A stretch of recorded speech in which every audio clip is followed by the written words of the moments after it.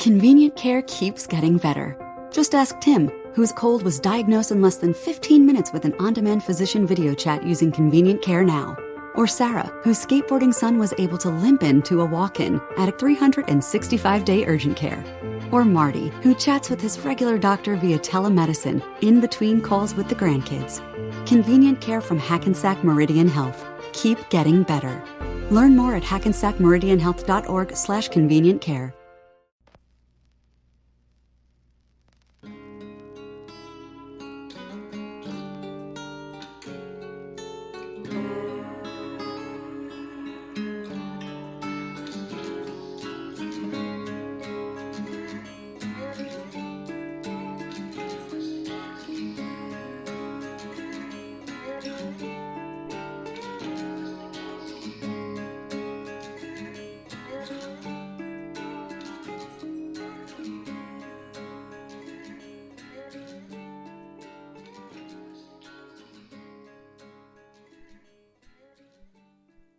Hello and welcome to Murder Dictionary Podcast. My name is Brianna and that is Courtney. Hello. So before we get into a new letter and a case for this episode, we always want to remind you that there's a few things in the show notes that you can find. You'll find links to our Facebook, Instagram, and Twitter so you can find out when new episodes are coming out. You get some true crime facts, some memes, all that good stuff.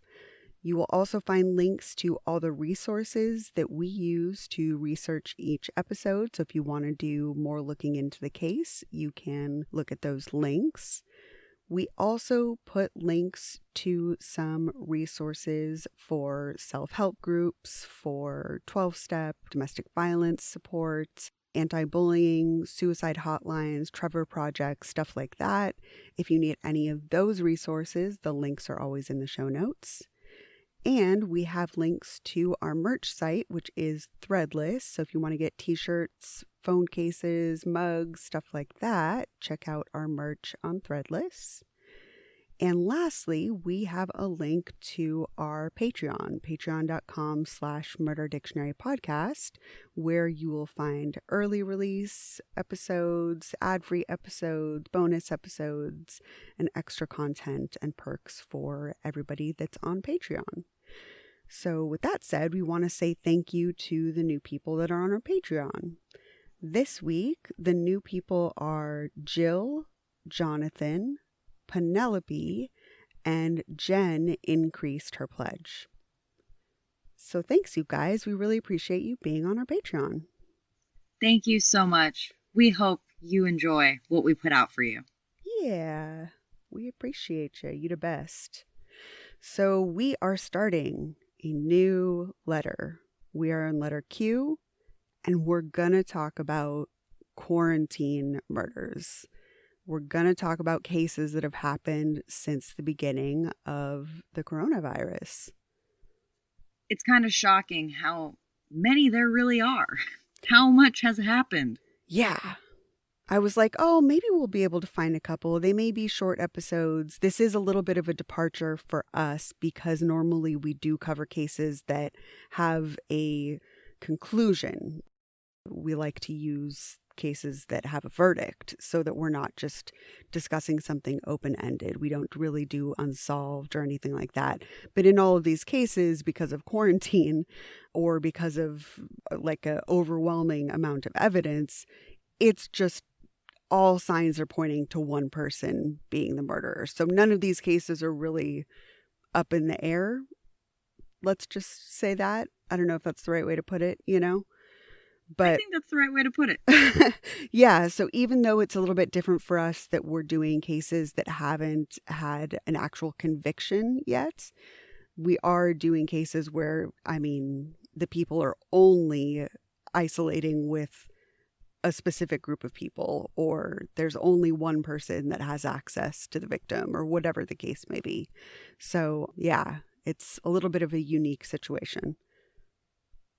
I already figured as these come to a conclusion, probably next year we'll have verdicts in some of these. We'll do some sort of update.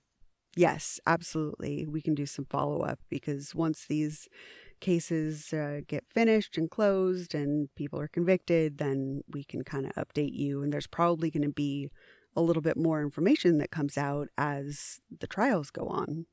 So we'll definitely follow up.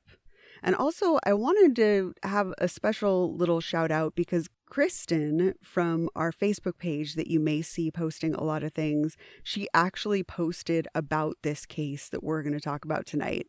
And I was like so surprised. Like, I didn't want to say, oh, this is what we're covering. But I was like, actually, we're going to be talking about this because it was great minds think alike kind of situation.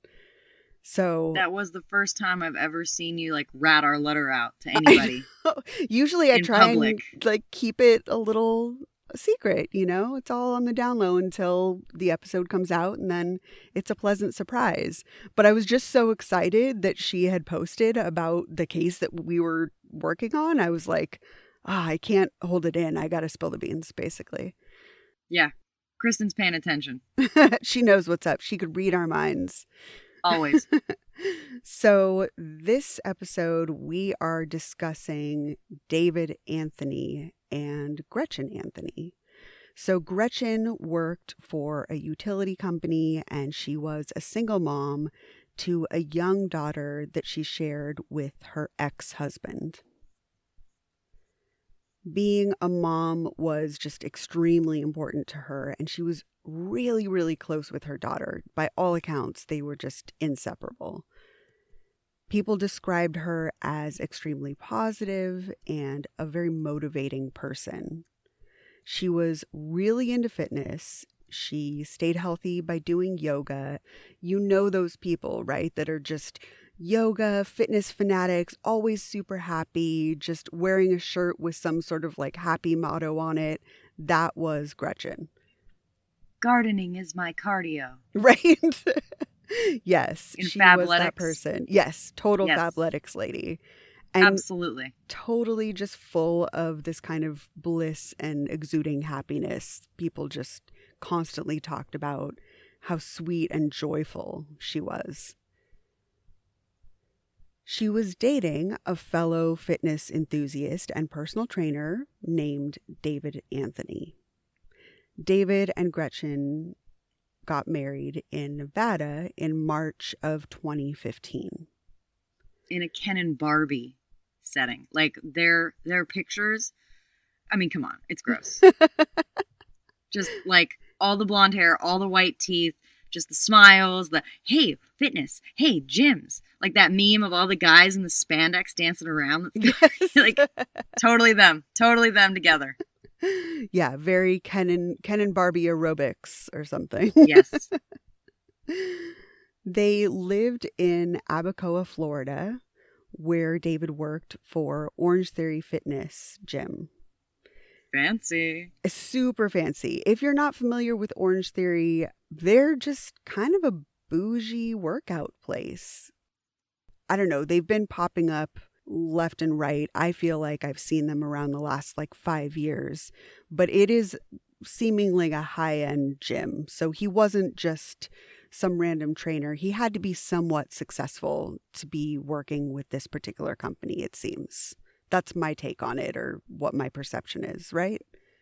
Well, all the housewives go to Orange Theory. So, that's if it's not the there, scale it's that we Equinox. have to... Right. Yeah. That's the my scale. housewives It's my sliding is what scale. we use. Yeah. No LA Fitness for these ladies. So yeah, that kind of gives you a little bit of a insight to their clientele. They're definitely looking for the higher end gym clientele, those sort of customers that are looking for the expensive gyms.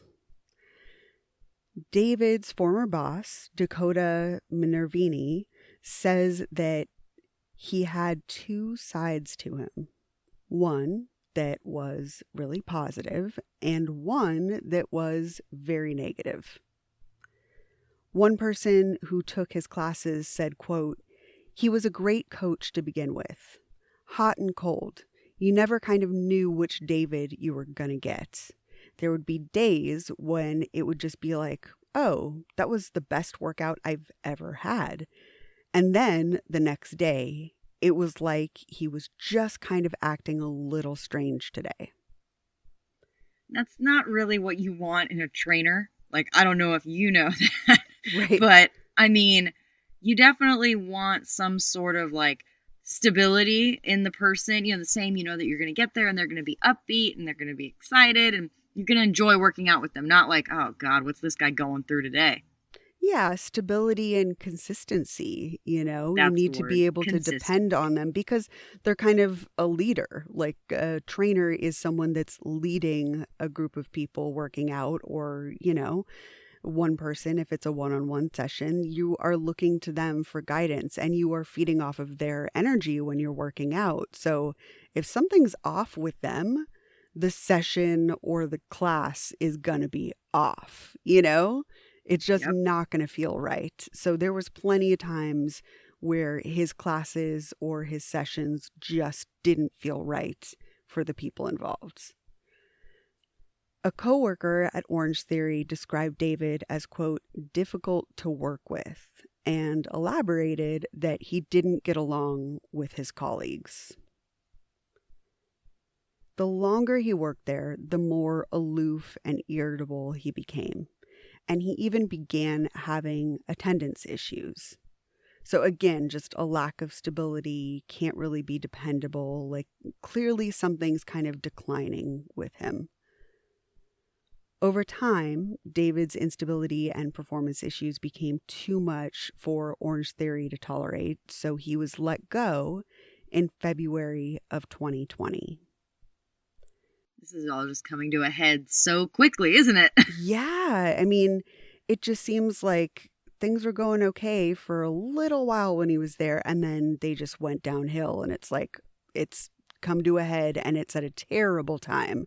February of 2020 is not a good time for any of your mental health or employment issues to come to a head because the world's about to go to shit, basically.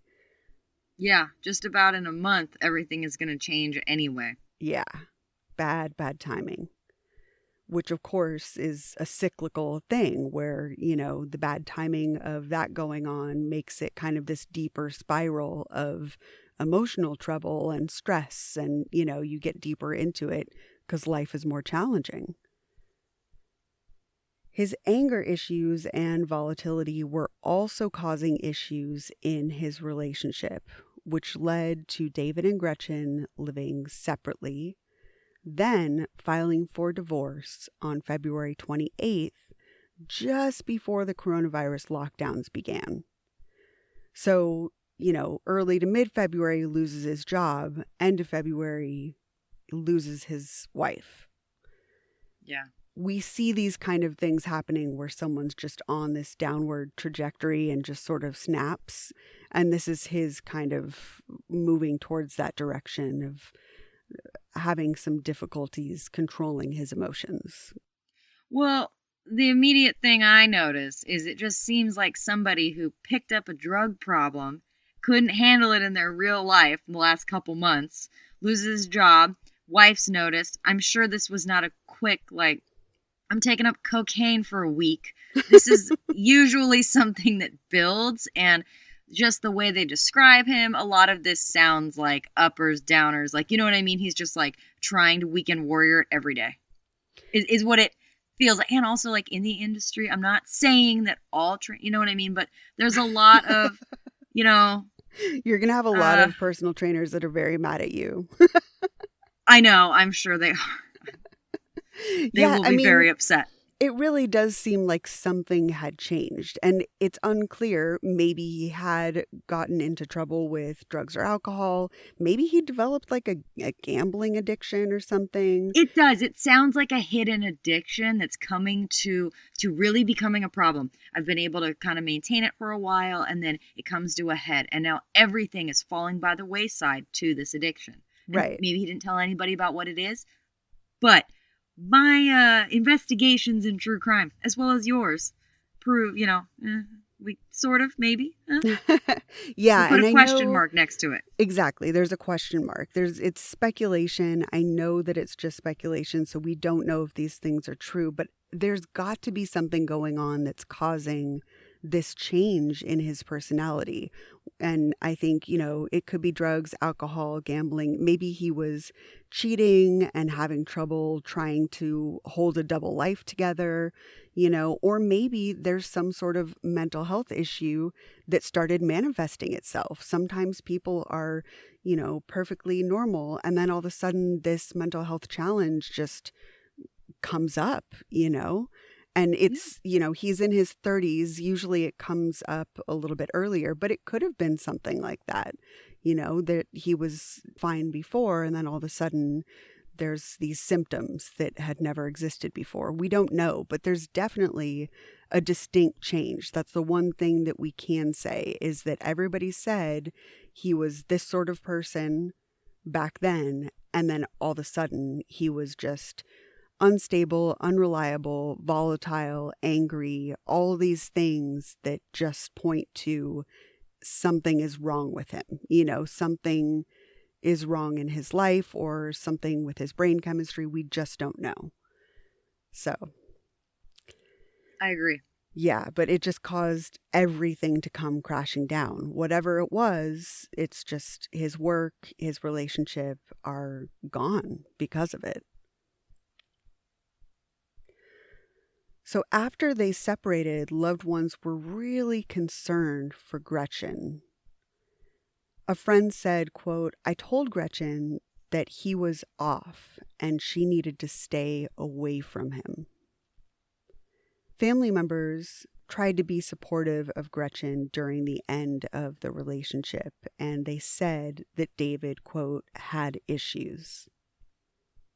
On Monday, March 15th, only 2 weeks after filing for divorce, and early on in the pandemic, David had a run-in with the police. So David was approaching young girls in the parking lot of a mall in Riviera Beach, Florida, around 10 p.m.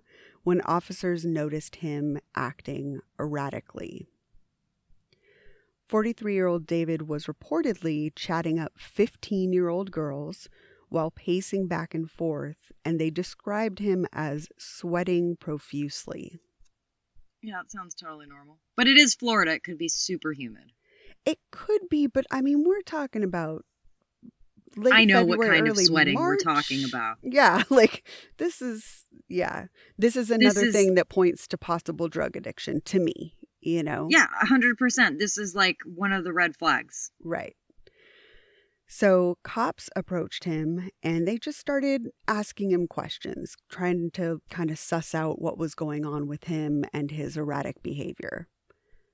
They noticed that his license plate had been altered with black tape to change a 6 to an 8. And when they asked about it, David claimed that his 12-year-old daughter had done it. David said that his daughter liked playing with tape and had disobeyed his direction to not mess with his car. There's a lot of things David says that I'm just like, that doesn't even make sense. Like, I know a lot of kids. I've been around a lot of kids. I was a kid once in my life. Tape was never like a toy to me. You know what I mean? Ever. It's an office supply. It's a school supply. It's not a toy. The fact that he would say that is just kind of hilarious to me. It doesn't make any sense. But he had to blame something.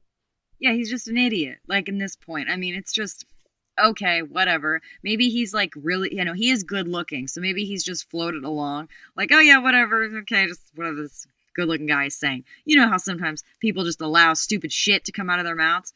So maybe it's something like that where he's like, oh, just give him the old razzle dazzle.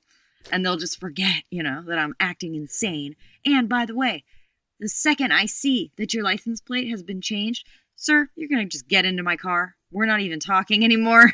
Just get in my car, my cruiser vehicle, because we're going downtown.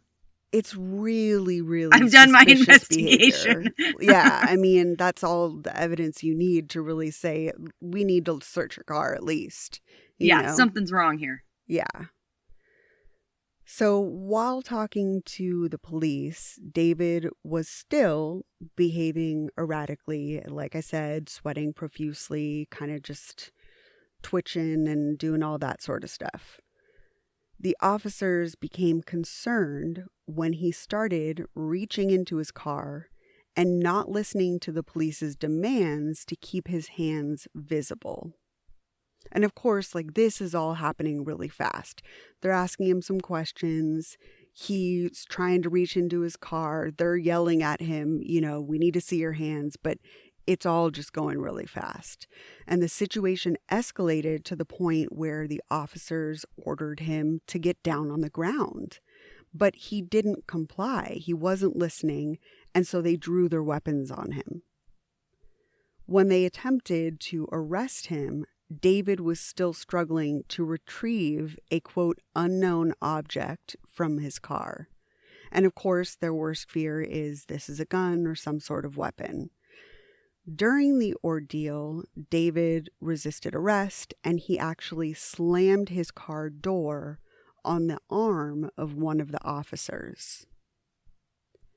David was charged with resisting an officer with violence, and he was bonded out of jail on the 18th of March, with the requirement that he not leave Palm Beach County. Only 2 days after David was bailed out, Gretchen was seen alive for the last time. You know what this is? A commercial? Right, and you know what that means. Time for a snack? Wrong. I want you to do some heart-healthy exercise. Yes, you! Try some seated leg extensions right now. Just lift each leg up and extend it straight, one at a time, 6 to 8 times. I can do that. Yes, you can. Remember, every commercial is a chance to sneak in heart-healthy activity. Visit findexerciseanywhere.com and speak with your doctor to learn more about the risks of heart failure. Did you become a school professional to help students reach their full potential? This is the same principle that Milton Hershey School was founded on. If you know of a student ages 4 to 15 who would thrive with just a few more opportunities, explore Milton Hershey School. MHS is here to give kids a safe, stable environment so they can be their greatest selves. We combine an incredible education with healthcare and housing, all at no cost to families. To learn more about referring a student, go to mhskids.org/professionals. On Friday, March 20th, coworkers recalled that she left for the weekend in good spirits. On Saturday, March 21st, at about 6:15 a.m., a Blink security system video of Gretchen's front door shows a very tall man standing there just kind of waiting inside this screened front porch area. And it's worth pointing out, you see this tall man repeatedly in surveillance videos, and David is in fact 6'7". This is something that you can't lie your way out of either. No. Just putting that out there. Yeah. So he's just hiding, kind of lurking in her screened-in porch, sitting out there, lying in wait. The video shows Gretchen stepping onto the porch. Then somebody shouting can be heard, as well as someone saying, "What are you doing?" Around this time, a neighbor recalls hearing a woman's, quote, blood-curdling screams, as well as someone shouting, "No, it hurts." The witness guesses that the voices were either coming from Gretchen's front porch, where the video was taken, or possibly that the noise was coming from the garage. There was also a car that they saw backing into the driveway, which the neighbor thought was suspicious. So the neighbor actually took a picture of this suspicious vehicle. And this is us. This is totally something that we would do. Like, oh, I haven't seen this. Yeah, this is Court's life right now. You're always looking out your window whenever I'm over there and just snapping pictures, looking up what's going on in the news, And this is what the neighbor was doing, is always just watching out for the neighbors and trying to see what was going on in the neighborhood. And they took pictures. So there's evidence of this vehicle being there. I'm just going to save that one right in the You Look Suspicious folder. Right. And I'll never come back to this album with 30,000 pictures in it that are just taking up memory. But just in case I need it from March 18th, 2020, it's there. Absolutely. Better to have it, you know. It makes a lot of sense. What if I don't have it when I need it? Right. So this person, I mean, really, their evidence is going to be used in this case for sure. And they had the foresight to think, this is weird. This going on in my neighborhood is suspicious enough for me to take a picture. So that's right. Like we always say, look out for your neighbors, watch what's going on, pay attention, take care of each other. This is one of those things that you can do to watch out for the people that are around you, is if you see something going on, just take a picture, you know? There should be like a Dundee's ceremony just for neighbors with a hunch. You got the Chris Watts neighbor that's like, something's not right. He's not acting fidgety. right. He's not acting right. We got this neighbor. We've got the neighbors in Goleta. I mean, we've got all kind. There's so many I can think of, like just the ladies that, you know what I mean? Those good friends too, that like something just wasn't right. Yeah, they need to be sent some sort of gift basket for their contributions to these cases. So there was no noise or activity around the house throughout the day after this kind of suspicious activity happened in the early hours of the morning. But then security footage from the garage around midnight shows a partial figure on the floor not moving. Closer examination of the video shows that it is a blonde woman who appears to be incapacitated or possibly deceased. Next to the body is one of those 5-gallon big water jugs, but it has blood smeared around the sides of it. Then you can see the same tall man walk over to the camera in the garage, lift up a gloved hand, and pull the camera down to disable it. It's insane that this is all just on their camera. Surveillance, just... all of it. Yeah. And you know that there's cameras inside. He lived in that house. I mean, he was aware. I mean, they were married. He knew. There's so many instances in this case where it just seems like he's just either not all there and not understanding and I don't know, there's something missing where he's just off, or that he wants to get caught.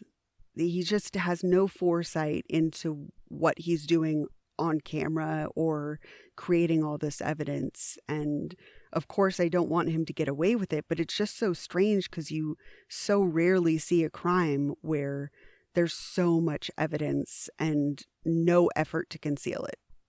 Yeah. On Sunday, March 22nd, a neighbor snapped another photo of David washing Gretchen's blue Mini Cooper in the driveway. There's so much more going on here because the neighbors are keeping up. Like, they're paying attention. And they're not supposed to be together. So, like, why is he there doing honeydews in her driveway? Has he ever even washed her car previously? I mean, is this new behavior? Is this strange? It just seems like these neighbors are on alert. Yeah, to me, it says that either the behavior of him washing the car or whatever is strange enough, or the fact that he's just even there at the house is strange enough to where they want photographic evidence. Yes. But yeah, it's most likely both. On Monday, March 23rd, the neighbor's husband noticed water and a chemical smell coming from Gretchen's garage as he was leaving for work. Oh, you know what? That neighbor heard someone screaming, no, it hurts and all that stuff. So I would bet now she's like, Tom, I just want you to know that I heard someone screaming that. So, hey, do you know what I mean? Just like, hey, go over there and listen, go smell. See if you can see over the fence. you know? Right. I would send my man over there in 2 seconds. He knows it already. He'd be over there just like looking through fences. He knows damn straight. You better go find out what the hell's going on because I'm not going, but I heard it. So now you have to investigate. That's what's going on here because it's like they are all over this property. I love it. I want to live here. And once they Without see David. one thing, yeah, of course. But once they see one thing that's suspicious, it's like, Game on. Well, now we've got to really pay attention. I'm, got one eye out the window. I'm peeking over the fence like Wilson. I'm just on you, because they really want to see what's going on and make sure Gretchen's okay. And I think on some level, they're probably hoping they'll just see Gretchen. Like if they could just see her and know that she's safe and, maybe David and Gretchen reconciled and things are okay. But they're really keeping an eye out and really paying attention because they know something's not right and they're hoping Gretchen's just going to appear, Yeah. But instead, they keep catching glimpses of bad signs and evidence. Another neighbor's security camera shows David's truck leaving the house that morning. That same day, another neighbor says she spoke to David because he came by to pick up his dog, and he actually asked her to watch Gretchen's cat while she was in quarantine for 14 days. On that Monday, Gretchen also didn't show up for work. And immediately coworkers were extremely concerned because this was not like her to just not show up on a Monday and not call, not show up, nothing. Her colleague Jennifer Rogers said, quote, "She was at work Friday, like normal working day. And then Monday, the 23rd, she didn't come to work, which was very unlike her. She didn't call or text or anything. She just didn't come to work." Although her coworkers had no communication from her, at least 4 family members and friends received text messages from her phone saying that she had some flu-like symptoms. It was, of course, early on in the pandemic at this period of time, and although her loved ones were concerned about it, they thought that she would be fine. And they especially thought she would be okay because she was so healthy and fit and took such good care of herself. So they thought if anyone is just going to have a minor case of COVID, it's going to be Gretchen. Yeah, you remember in the beginning of the pandemic when we were all like doing audits of ourselves, sitting there, can I still taste? Yes. Okay. Can I smell? Yeah, I can smell. Am I hot? Is this simply I hate work headache, or is this like the headache? You would walk in and just strip your clothes off, spray them with Lysol, and like throw them out the house. Just stuff that if you were to tell someone, in 2019, they'd be like, "What is wrong with you?" And then it was just like, yeah, okay. Maybe she's just a little sick, but she's going to be okay. She's going to be all right, Right. Yeah. And yeah, there was a lot that we didn't know, but there was a lot of kind of overreaction and a lot of like just trying to figure it out and taking extra precautions, but also a lot of emphasis on these sort of groups are vulnerable, these sort of groups are not. Immediately that emerged is like, okay, elderly people have to watch out, but people that are young, fit, healthy, Gretchen, they're safe. Yeah. So I think people weren't too concerned at first. They were like, oh, that's scary because it hits close to home. It's someone I know, but also Gretchen's going to make it. It's fine. She's perfectly healthy and she'll just be out for a couple weeks and not feeling well and she'll be back. Yeah. So it really wasn't too much of a concern at first.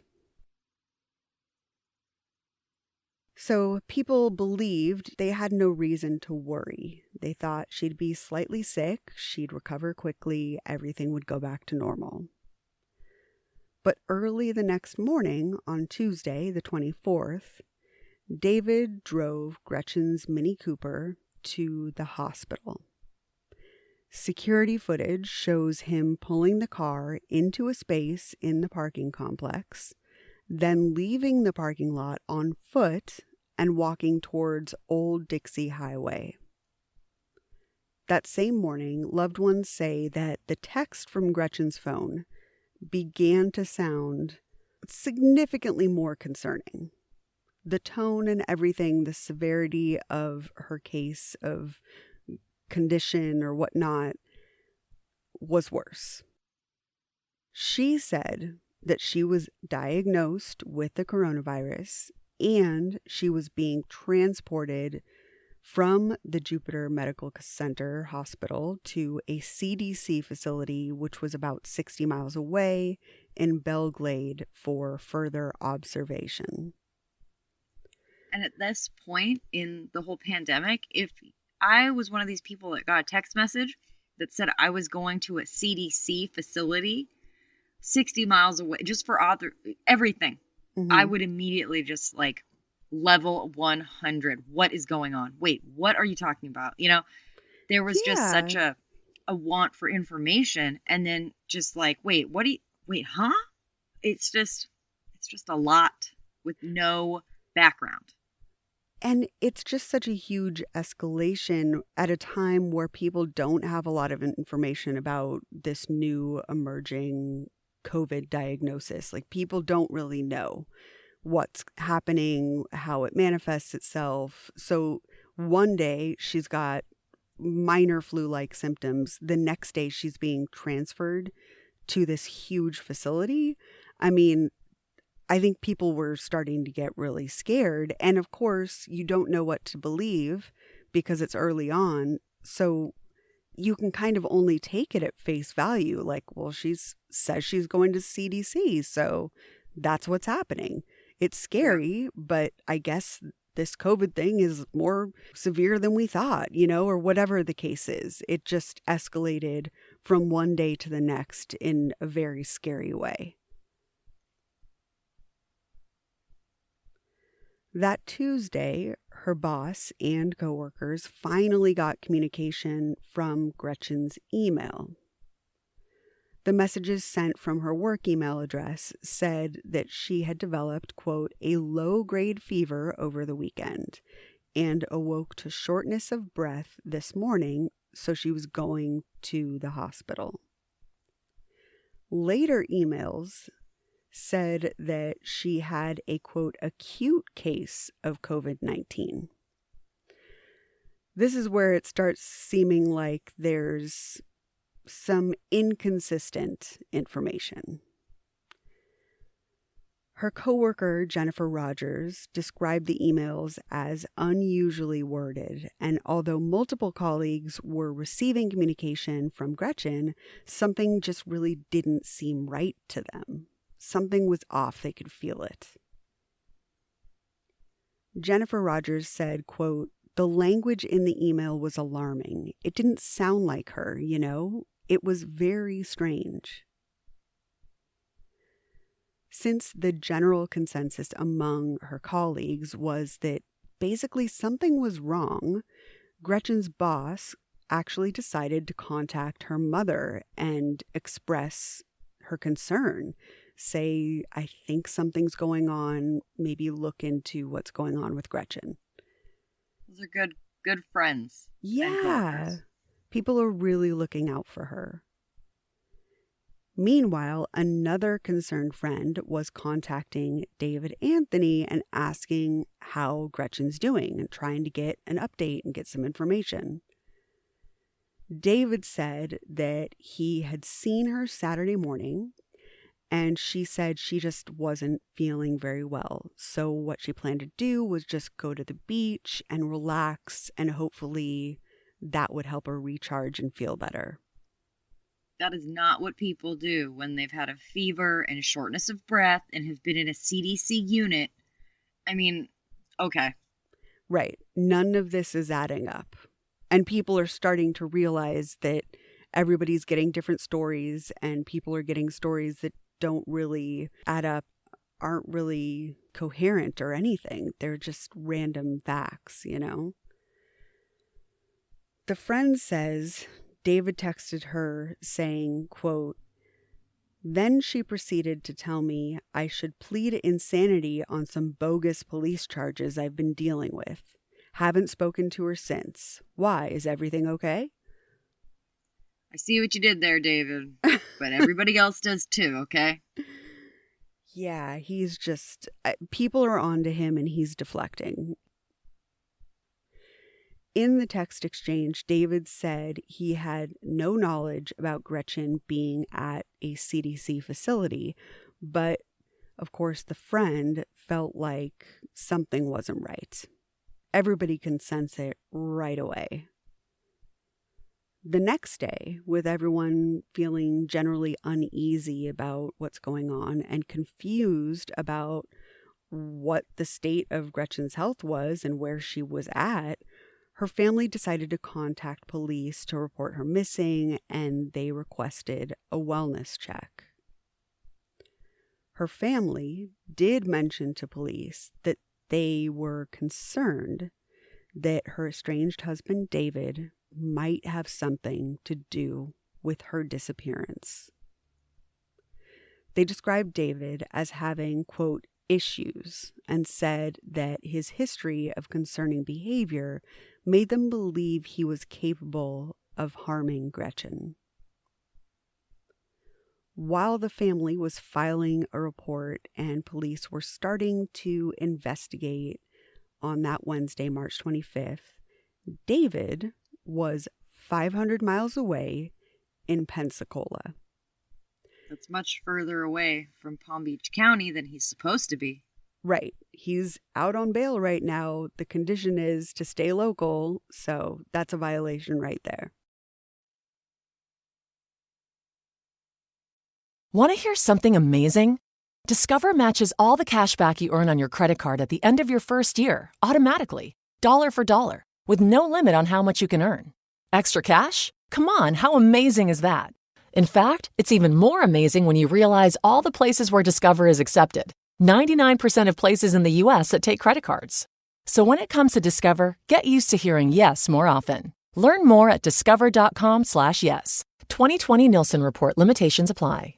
The Home Depot's Holiday Gift Center has great gifts for any doer on your list and the best prices of the year just for you on top-rated brands like DeWalt, Ryobi, Milwaukee, and Makita. Right now, the DeWalt Atomic Drill and Impact Combo Kit is just $149, normally $229. Order online for easy in-store pickup or delivery.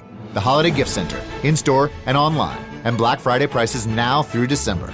Gift giving improved. From the Home Depot, how doers get more done. U.S. only while supplies last. See store for details. David had gone to a jewelry store and he was trying to sell items from a bag of women's jewelry. He told the person that was working at the store that his mother had died of COVID, which is why he was selling her jewelry. Believable, but also like really extra layered with sad, if that is true. That right. A week, like we're in the middle of the pandemic. Your mother has died of COVID and now you're just selling her jewelry like it happened yesterday. Yes, it seems suspicious. It's also just very cold. And it's also a very weird time where if I was the clerk there and trying to appraise this jewelry and stuff, I'm like, how recently did she wear it? Like, is it contaminated? Was it in her home when she died? You know, like there's all these concerns. But he's just trying to be on the run, get some money, and obviously he's leaving town because he's in trouble. Later, the jewelry would be identified, of course, as belonging to Gretchen. It's really sad to me because, like, jewelry is special. Like, yeah. If it's worth something, if it's something that's worth selling, it probably had value to her. Right. But it's just something that he sees as what he can get something for. It could be something like her great-grandmother sewed this bracelet into her dress as a child coming over on a boat. You know what I mean? Yeah, it could have such this huge backstory. All he can think of is sell it. Right. It's not a priority. It doesn't matter to him. It only mattered to her. She's no longer with us. Move on. The emotional significance, I mean, even just jewelry that has no value whatsoever means a lot to me because there's a memory attached to it, you know? Exactly. Whether it came from a family member or, you know, some random trip where I bought something in a store, it reminds you of that moment in time, you know? And he's just heartlessly getting rid of it and seeing what he can get for it. Meanwhile, police were looking into the story that had been texted or emailed to various family members, friends, and coworkers. They were kind of trying to chase down the information that had been given to all these people and see if any of it could be corroborated. They contacted the Jupiter Medical Center and they inquired about Gretchen being a patient there. The hospital looked into the records and they informed the police that Gretchen had not been a patient at that hospital since 2008. They also informed police that it was not their protocol for coronavirus patients to, quote, get transported to a CDC-approved task force, like the text and emails from Gretchen's phone had claimed.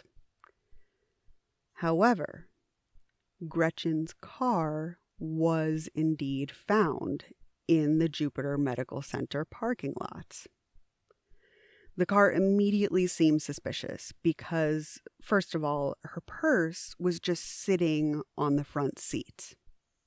Amateur. Like, There's so many Come things on. that aren't right. Yeah. So many. Not only is it just highly unusual for a purse to be left in this visible spot inside a car, but, you know, you have to assume that if Gretchen had indeed needed medical care and intended to be admitted to the hospital, she would have to have her purse with her with all her belongings, her ID, her insurance card, etc. So for her to leave the purse there, it made no sense, especially so visible. If you go through all this to drive the car, walk back on the highway, whatever you did, you take the purse or you hide it, you throw it in the bush, you break the phone, all these things, right? He's thinking up to a point and then he's just not thinking. No, yeah, he's just going through the motions of barely hiding things and trying to figure out a way to make his story work. Like, oh, if the car's there, they're going to think she's there. But it's like, yes, that's not, I mean, all the other evidence is pointing to that not being true. They can easily verify whether she's a patient. You know, you'd have more luck putting her car at the side of a random road and having it be a mystery than pointing the police to the hospital. Totally. And having them be able to easily verify that she was never there. On top of the surveillance video, I should say. Yes, Because exactly. he's also on video parking the car there. How would he think that there's just no video? Further investigation of the car revealed traces of blood on the steering wheel as well as the gear shift. Police then turned their attention to Gretchen's home and neighborhood. Her neighbor informed police that on Saturday, March 21st, they had heard a woman's blood-curdling screams. They also heard a woman shouting, "No, no, it hurts," shortly after, and they recounted all these things to the detectives. According to the neighbor, it sounded like the yelling was coming from the patio or the garage. And that same night, the neighbor also noticed a car backing into the driveway, which they took pictures of since it seemed odd. Again, love these neighbors. They're amazing. Again, we need to pull together and get them a fruit basket or something. Send them an edible arrangement. There you go. They're doing the true crime lord's work. Definitely. The vehicle, of course, was later identified as belonging to David Anthony. Detectives also found the surveillance videos from Gretchen's front porch showing the tall man seemingly hiding in wait for someone to come out. When Gretchen exited the door, you can hear her saying, "What are you doing?" followed by unintelligible arguing and yelling, all caught on video. They also discovered the garage video with a body clearly lying on the floor, and then that tall man walking towards the camera and disabling it. The tall man, of course, was later identified by neighbors as being David Anthony. Like, the camera evidence is enough, right? It's just, and then, I mean, do you even need physical evidence, right? Right. No, but we've got some. They Like, just it's walked nuts. away from the crime scene like, nah, we don't need this. We have all the video. We have multiple videos. Exactly. When officers searched the house, they found towels with red tone stains, which the killer was attempting to clean in the washing machine. Investigators found a broken glass frame that was on the stairs and glass leading to the master bedroom. Blood spatter was found on the walls and in the master bedroom, where there appears to have been a struggle or assault. There were also 2 bottles of cleaning solution and rags from David's attempted cleanup. It's like he didn't even try. He used the Swiffer dry cloth that never really cleans anything. It just swifts it around on a puddle. Yeah. And then just moved it around, and then it just smells like wet, dirty mop water. It's weird, Like, no matter what you do. But he really did not even try. No, it truthfully is shocking to me because he didn't try at all, but he tried just enough. And that's what kind of doesn't make sense to me. Either flee the scene and just leave it as is, or actually clean it up. And of course, again, like I said, I'm not trying to root for him or say, like this is how to get away with a crime or something, but it just seems so strange to me that he was not trying that hard, but actually put the effort in. He could have fled town a day or a day and a half earlier and just left things as they were. But instead, he did a half-ass cleanup. The rags were just sitting in the washing machine, but not even cleaned. The mess was just kind of pushed around, like you said. That's kind of the way to put it. It wasn't even really cleaned up to where you couldn't see it, and then they had to use their lights and different techniques to actually find evidence of blood. No, it was visible. He barely just pushed it around and wiped it up. It was like a 5-year-old cleaning up an entire glass of milk that spilled. Here, let me do these 2 paper towels. 100%. That's it. That's exactly what he was like. I mean, there was just a ton of evidence and awful, awful forensics left there that he barely attempted to clean up. But why even bother? It was so terribly done. An examination of the garage revealed another attempted crime scene cleanup with bleach stains as well as blood all over the floor. Again, why even bring out the bleach if you're just going to leave the blood there? I agree.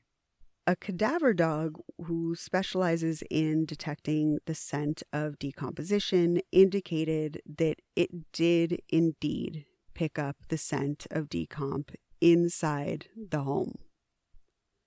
Since Gretchen had last been seen at work on Friday and neighbors reported suspicious noises and activity on Saturday, police deduced that she had been killed on Saturday the 21st.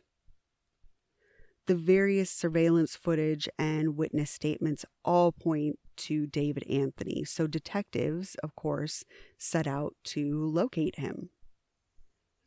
David had fled the state, and on March 27th, both his and Gretchen's phones pinged off a cell tower in Texas. And again, I just think it's crazy that he has her phone with him. Yes. Okay. Just one more thing that he's thinking things through to try and send text messages from her phone, but at some point, the phone is going to lead to him. So why is he keeping the phone still? He's just, it just is very, it's hard to understand his decisions and his thought process.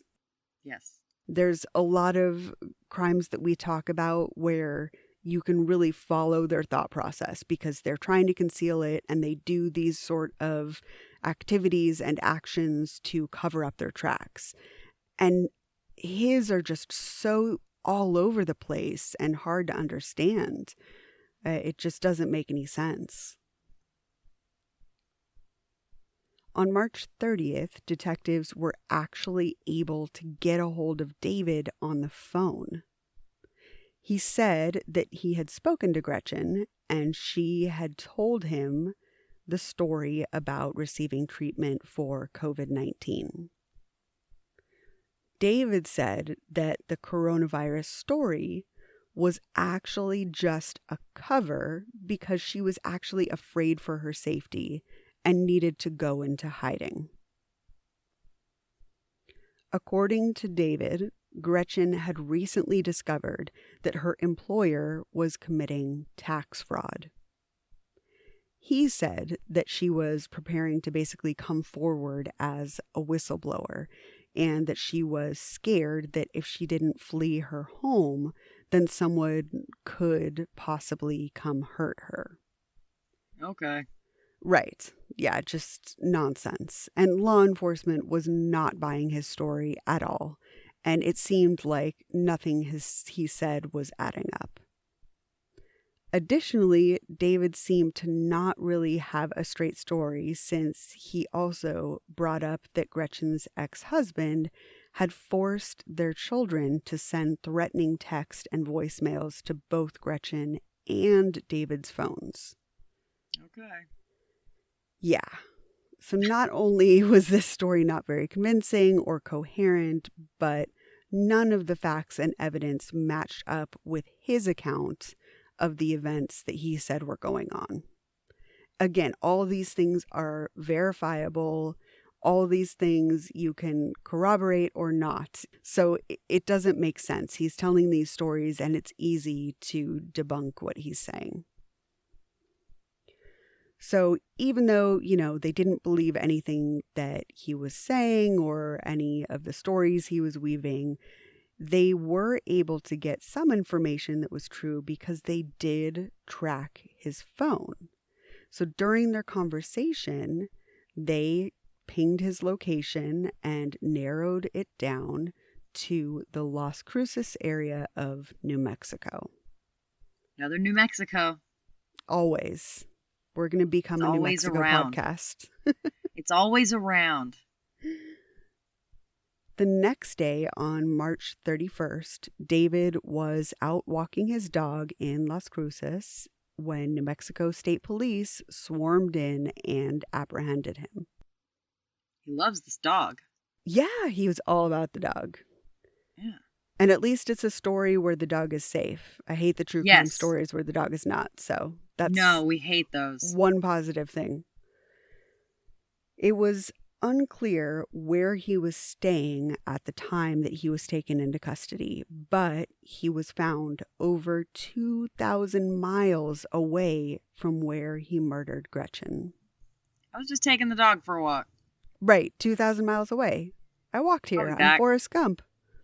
Don't worry about me. David was held in the Doña Ana County Detention Center where he awaited extradition back to Florida. Because of the pandemic, David was required to undergo 14 days of isolation per COVID protocol before he was able to be moved into Gen Pop. Eventually, he was extradited back to Palm Beach County Jail. David was then charged with second-degree murder and kidnapping. Circuit Court Judge Laura Johnson decided that he would be held without bail. She also ordered him to not have any contact with the relatives of the victim. And I'm really grateful for that, because obviously he was involved in her daughter's life and possibly could retaliate against any of her family members, you know. So it is definitely really good that they were looking out, especially for her daughter, and saying you can't call her, you can't have contact with her. And we know, of course, that people violate these things all the time, but when he's in a jail facility and they can track his phone calls, at least they can truly hold him accountable if he violates that. So at least her daughter has some separation from him and doesn't have to be contacted or worry about that. Yes. During his court appearance, David wore a face mask and was completely silent and expressionless.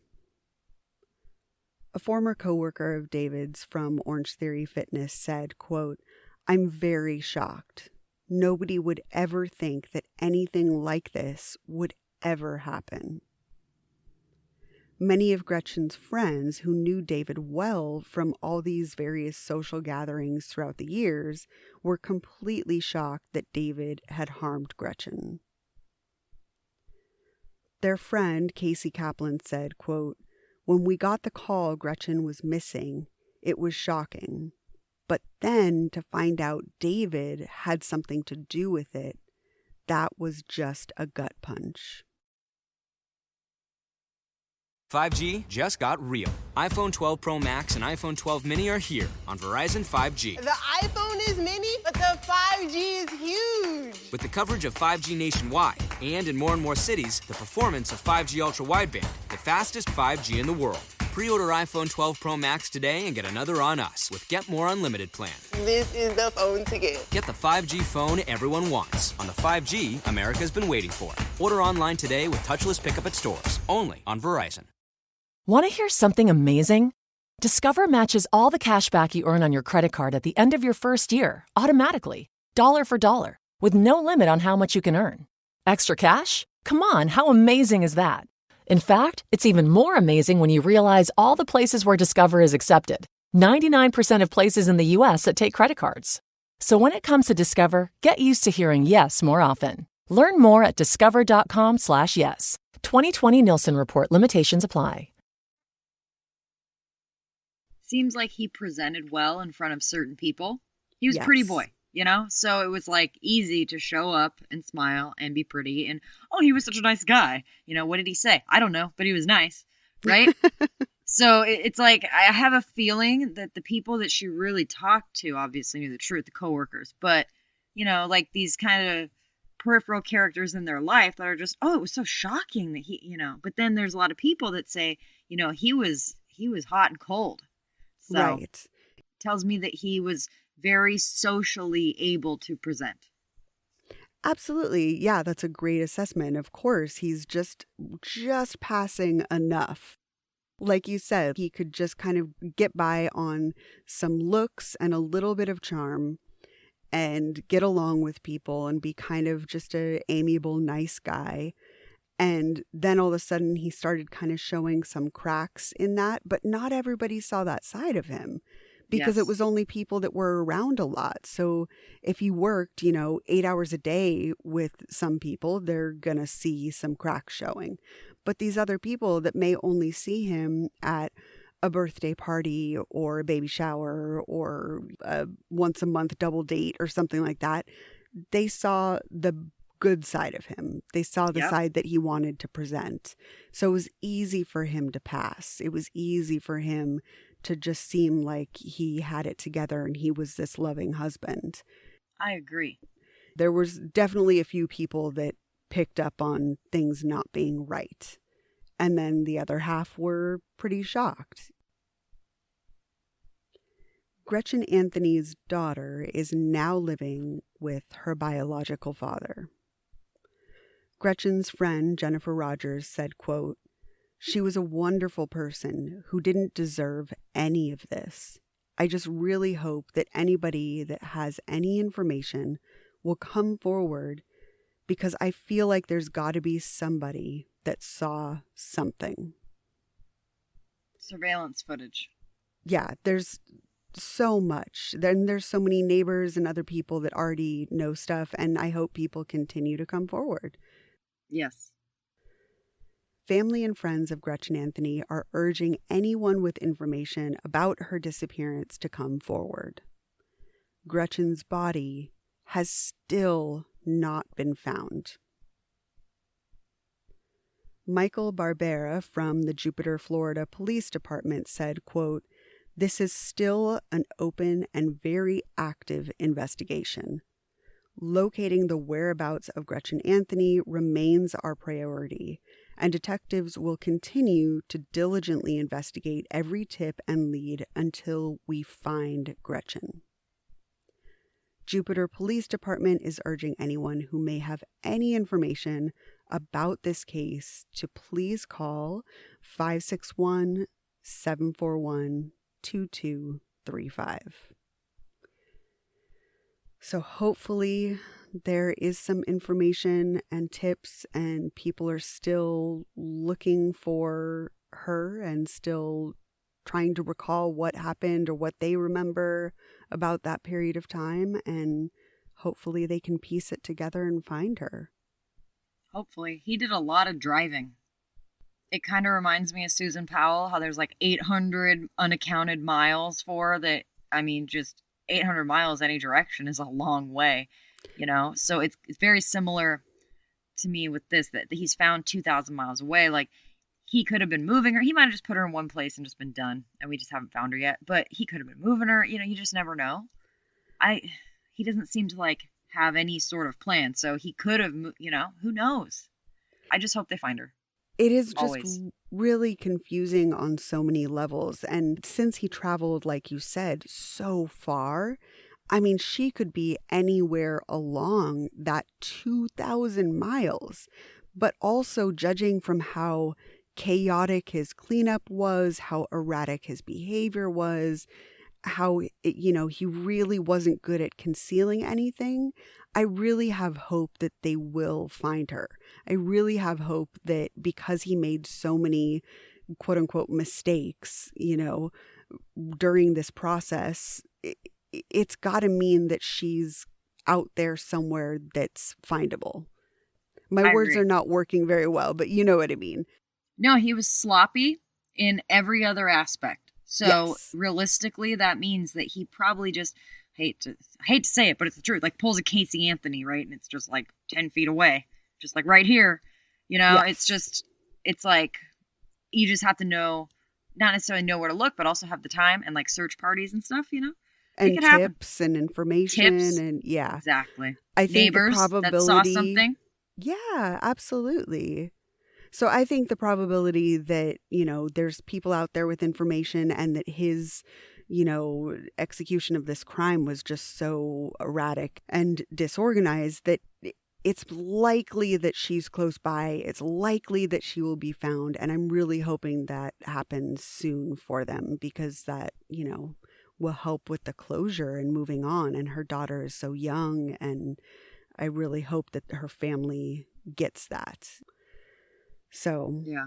I think it's highly likely and highly possible, judging off of his actions and just the way that he went about this. And I think that we'll be hearing a lot of updates about this. Yeah, we'll definitely circle back for this one. Definitely. So that's our very first Q4 quarantine case. Yep. Yep. So these are more recent. We're not going to have any old-timey cases in this letter. No, we won't. No Spanish flu quarantine stories. No, we're just doing recent ones. So, yeah, I don't know. I'm kind of finding this letter very interesting, because I just didn't think there was going to be a lot of information, and I just didn't think that there'd be a lot of stories. I knew some things would happen, but maybe little snippets of smaller crimes. But once Courtney started looking into it, it was like, oh my goodness, like you found a lot of stuff that was, a lot of serious things going on that had a lot of information. So I was just taken aback that there was so much that had happened. It seems like the pandemic brought out a lot of people that were kind of on the way to snapping, or everything was coming to a head already. January and February had been horrible. And then March, like once these lockdowns, social distancing, jobs are being lost, family members aren't being seen, the panic, the hysteria, it affected people in ways that I could never have expected. And it feels like there were a ton of people that were already planning to murder someone or thinking about it. And they went, oh shit, COVID. Great idea. It's Let's like, just blame it on that. What? And that's Wait. clearly what David was thinking, was just like, I want to get rid of her. And here's a perfect opportunity to say that she needs to be gone for 2 weeks. So don't come looking for her. The 2 weeks plays a big part in this. And the other thing, too, that's interesting, just as a side note, I know a good amount of people that are personal trainers, work in gyms. A lot of people I know have had a really hard time because they haven't worked since the end of February, beginning of March. They've been doing odd jobs, trying to find a job. It's really hard. Or having to do stuff that they didn't want to do. You know what I mean? Just like hustling, branching out, doing weird shit because they don't have a job. And then like rent, family, all these other things on top of it. And it surprises me that we haven't had more like personal trainers just straight freaking out. You know what I mean? Yeah. Like, it's just an industry that, like, hair salons have come back. A lot of it, like, Disneyland is still shut down. I mean, there's people whose lives are just, it's over now. Find something else. And the gyms are never going to be the same. Yeah. Seriously. So I really feel for a lot of people that just, they went to work and then the next day they were going to see their clients at 5 and it was over. And all these clients started dropping out like weeks prior. So they were struggling like in February, even just to make money, Right. Hours were cut. Nobody was going to the gym. They knew immediately sickness comes from the gym, Everybody I knew gets sick of the gym. So anyway, my little gym story, but it's just interesting how it all goes together. Yeah, and that's a good point. I mean, really, we've seen, of course, that so many people have had their mental state just extremely challenged by the isolation and not seeing your loved ones and the challenges that come up with either losing a job or worrying about being sick. People that normally have no experience with depression or anxiety are for the first time experiencing those things. And those of us that, myself, I'll just out myself, that naturally has depression and anxiety are just through the roof. So you take someone like you're saying who's used to being extremely active, running on endorphins, just nonstop go, go, go, who's got a job that relies on people, feeling safe in a cleanly, sterile environment or whatnot, suddenly have less and less clients and then eventually close. And now they're sitting still. They can't see their loved ones. They're not used to not being able to work out all the time and not having the social interaction of having their clients and all these things.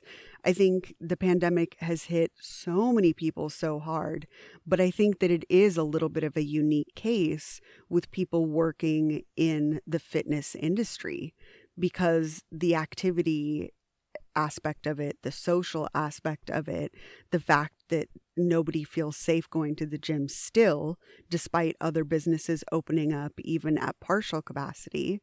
It's a unique situation for personal trainers and people in the fitness industry. And so definitely, that could be a factor for David Anthony. Okay, here's another side thing of this is that there's a lot of people that the reason they exercise is because they have depression, or there's a lot of people that quit drugs and start working out, and that becomes their outlet. They're addictive personalities and they need to do something with their energy and time, and there's nothing they can, right? So they quit drugs, they stop drinking, whatever, every January, pick up, start working out. And then there's some people that it works and that becomes their outlet, their thing, and then they don't have it anymore and they'll look for other things, stuff to do to use their time, and it's energy that man, when your powers are used for good and not evil, right? It's great. But when you turn it, shit, you can do a lot of damage quickly. And so you have to harness that shit, and that's where working out comes in. And so I feel for a lot of people who that was their outlet, and now their outlet is, I have no outlet, you know? Right. So anyway, that's my gym talk. Yeah, I mean, it's obviously just been extremely difficult for so many people for so many reasons, but each little industry or group of people, each little community, each little social group has these unique challenges. What a personal trainer goes through is not what a person that has an office job is going through right now. Yeah. Like you mentioned, the people at Disneyland are in a completely different situation than anybody else. Who knows what's happening or when? Every social group has their own unique set of challenges. If you're working, you're out in the world, and you feel anxious about being exposed. You and I are both working right now. If you're furloughed or laid off or any of those things, or just completely fired, anything, then how do you pay your bills? There's the stress of supporting yourself, your family, whatever. If you've got children, you have to worry about their schooling. It just, all these different groups are affected in different ways. And you're right, the personal trainers just have their own unique set of circumstances. Throw a little cocaine use in there. It sounds like David Anthony had some issues. Yeah, maybe he Just was saying. substituting, doing some reps with doing some lines. No, I really, this feels like you had maybe said gambling. Maybe there's something underlying here. That's all I'm going to say. I got to get off this. That's all I'm going to say. But yes, please don't attack me. But yes, that is just my opinion. And no, it really, his erratic behavior seemed to speak of some sort of double life or something that he's hiding, you know, and whether that be any sort of addiction or addictive behavior or a mental health thing that he's trying to get under control, but he doesn't want to talk about it. He's afraid to disclose that he's having mental health challenges, maybe, you know, whatever that is, or if he's cheating and doesn't want to get caught, like something is going on where he's hiding and it's causing just some personality fragmentation. It's just a very unique story, and I just don't recall the last time I saw a murderer that was just so thoroughly erratic, you know, but still somewhat lucid enough to attempt to clean up. Well, stay tuned for next week, because I'm okay. No, erratic is key here. It just seems like everybody's weird brain.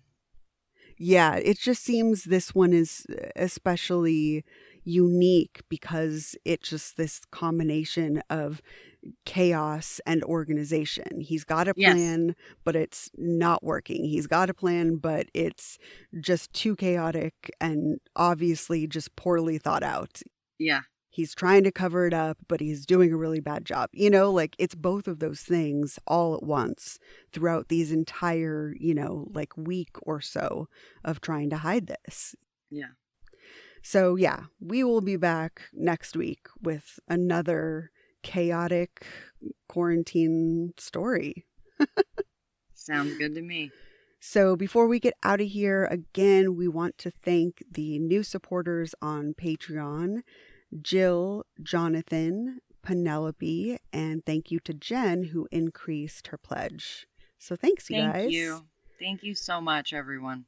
We really, really appreciate you supporting the show. And again, if you want to keep up to date on what's going on with us and see our memes and true crime info, breaking news, definitely follow us on Facebook, Instagram, and Twitter.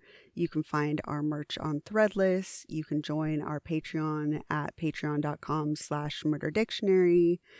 You can read more about the cases by checking out the links to our resources, and you can get some resources for mental health support, addiction and 12-step support, anti-bullying, domestic violence, Trevor Project, suicide hotlines, stuff like that. They are always in our show notes, and you can find those links there every week. So I think that's pretty much it for me. You got anything, Court? I got nothing. All right. Yeah, I'm pretty blank too. It's time to get out of here, I guess. So you guys have a great week. We'll see you next time. Take care of yourself. Stay safe in quarantine. Try. You can do it. We love you. Take care. Bye. Bye.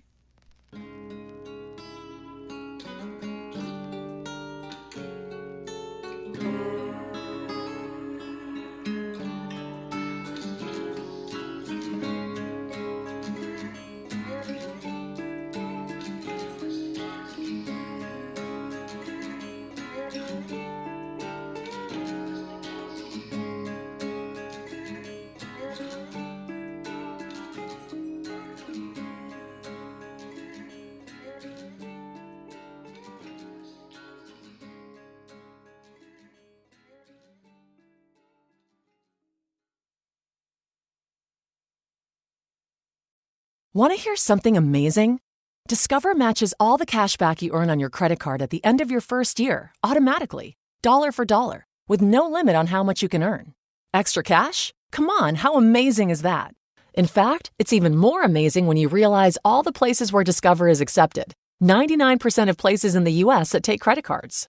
So when it comes to Discover, get used to hearing yes more often. Learn more at discover.com/yes. 2020 Nielsen Report. Limitations apply. Did you become a school professional to help students reach their full potential? This is the same principle that Milton Hershey School was founded on. If you know of a student ages 4 to 15 who would thrive with just a few more opportunities, explore Milton Hershey School. MHS is here to give kids a safe, stable environment so they can be their greatest selves. We combine an incredible education with healthcare and housing, all at no cost to families. To learn more about referring a student, go to mhskids.org/professionals.